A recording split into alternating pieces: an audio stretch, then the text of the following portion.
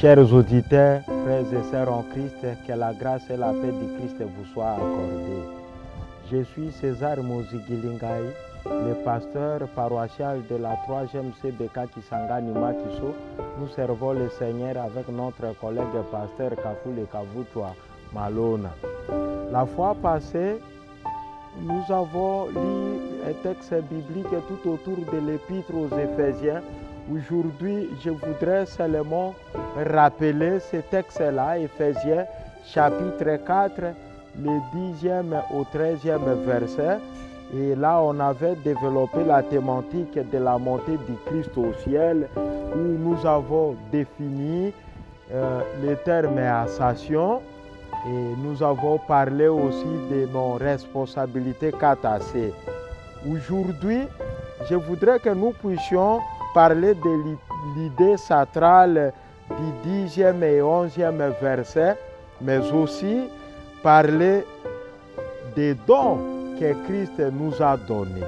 Ces dons-là, dons au pluriel, les dons que Christ nous donne, peuvent nous aider à quoi comme Église?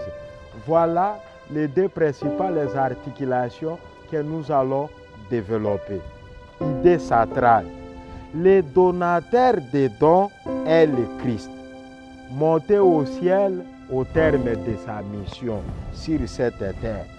Je voudrais dire qu'il n'y avait pas de très bons dons, de meilleurs dons comparables avant son retour au ciel.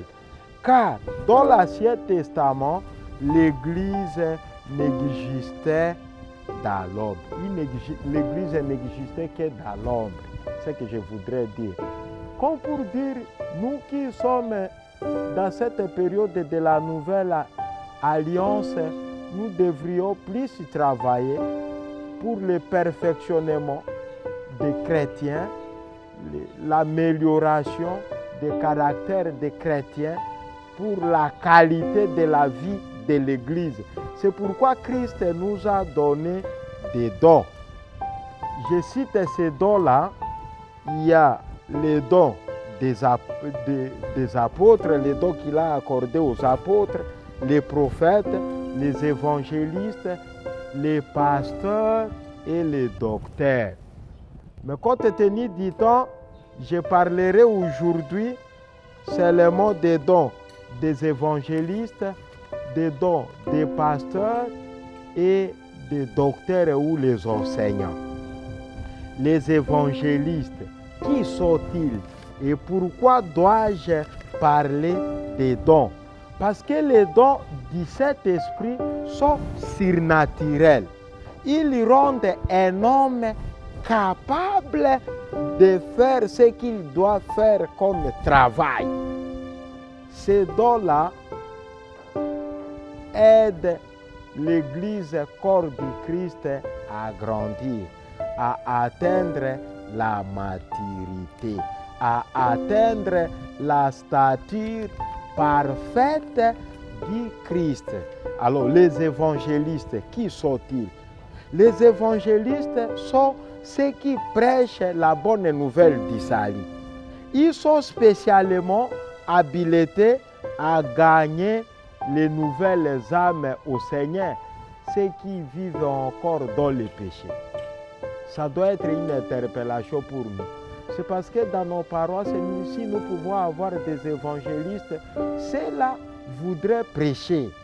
Ce n'est pas mal de prêcher lors de nos cultes dominicaux, lors de nos activités hebdomadaires comme évangélistes.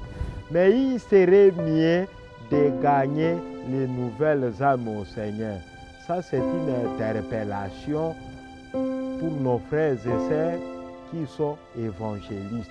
Toi, tu voudrais seulement prêcher pendant les cultes, mais est-ce que tu remplis ta vocation? Tu remplis les dons qui gissent sur toi?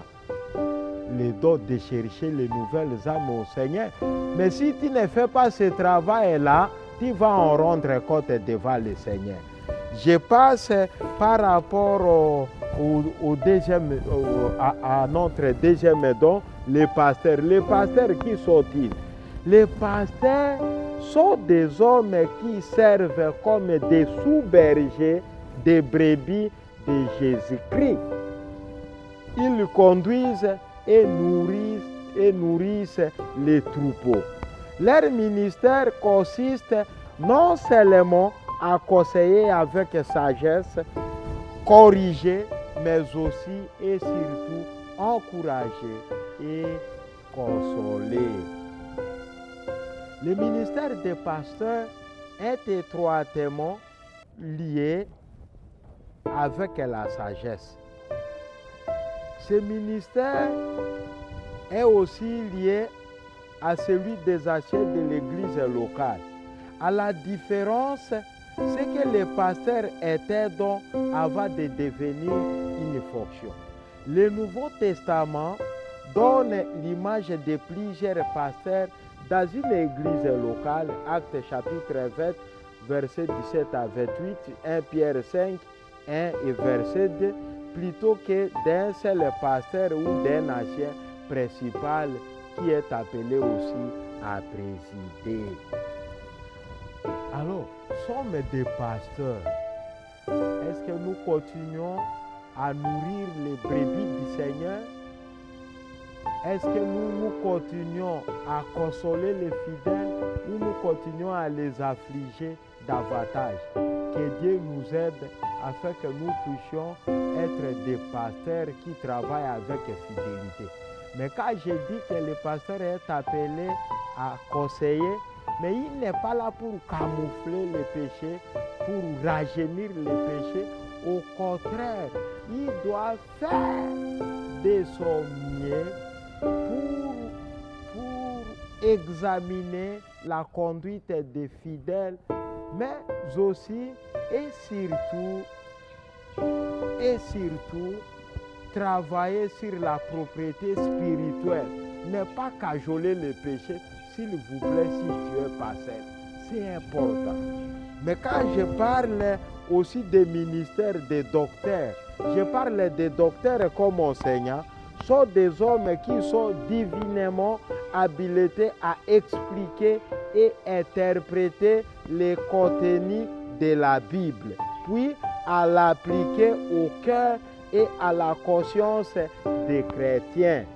Alors que l'évangéliste pourra prêcher l'évangile à partir d'un texte, pour ainsi dire, hors du contexte, le docteur, lui, cherchera à montrer la relation du passage avec les contextes. Exemple éclairant, dans le premier livre de Samuel, chapitre 1er jusqu'au 3e, les évangélistes souvent enseignent tout autour de la reconnaissance au Seigneur comment Anne avait été bénie par le Seigneur et comment avec Elkana, ils avaient eu la grâce d'enfanter Samuel. Mais nous, les évangélistes, développent ces textes-là dans un contexte de reconnaissance. Alors que le docteur, lui, ou l'enseignant de la parole, lui, quand il doit parler de ces textes-là, il parlerait plus de la déchéance de la sacrificature. C'est pourquoi j'ai dit il y a un peu une différence entre les évangélistes. Les évangélistes essayent de spiritualiser les textes bibliques, mais les enseignants essayent d'interpréter les textes tout en restant dans les contextes. C'est important. Du fait que les pasteurs et docteurs sont nommés ensemble dans ces versets, nous pouvons opiner qu'il s'agit d'un seul don, de celui des pasteurs docteurs. Mais cela ne découle pas forcément du texte. Un docteur n'aura pas nécessairement le cœur d'un berger ou d'un pasteur.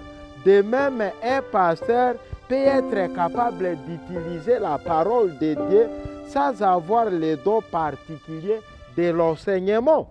Mais si pasteur et docteur visent une même personne ici, au verset, 11, il faut réfléchir tout en disant aussi que les dons du Saint-Esprit nous aident à faire grandir l'Église, corps du Christ.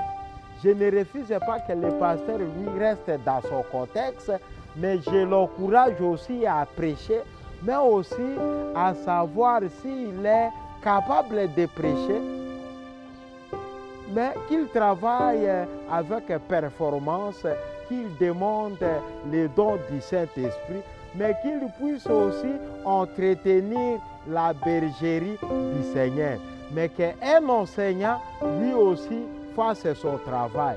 Dans ce sens-là, tous nous allons travailler dans la complémentarité pour faire grandir l'Église corps du Christ. Notons que tous les dons doivent construire l'Église corps du Christ et non démolir l'Église.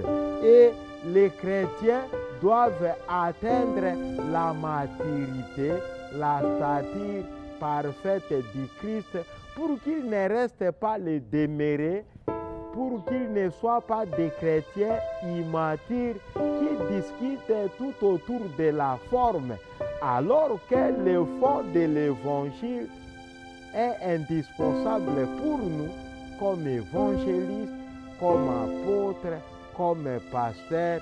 Bien-aimés dans le Seigneur, je voudrais que ce message puisse nous interpeller tous pour que nous puissions être à même de construire l'Église corps du Christ. Que Dieu bénisse tous nos interlocuteurs. Amen.